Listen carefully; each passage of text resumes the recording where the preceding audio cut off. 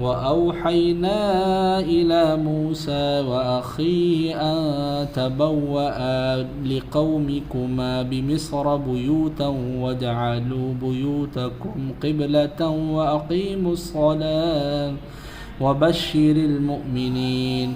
وقال موسى ربنا إنك آتيت فرعون وملأه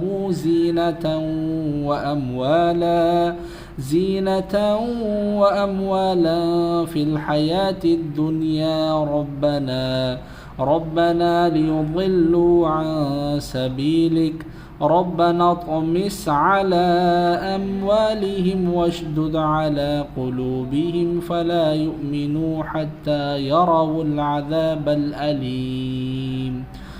قال قد أجيبت دعوتكما فاستقيما ولا تتبعان سبيل الذين لا يعلمون. وجاوزنا ببني إسرائيل البحر فأتبعهم فرعون وجنوده بغيا وعدوا حتى إذا أدركه الغرق قال آمنت أنه لا إله إلا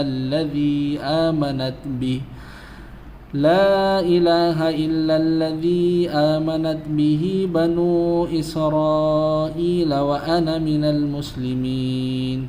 الآن وقد عصيت قبل وكنت من المفسدين فاليوم ننجيك ببدنك لتكون لمن خلفك آية وإن كثيرا من الناس عن آياتنا لغافلون.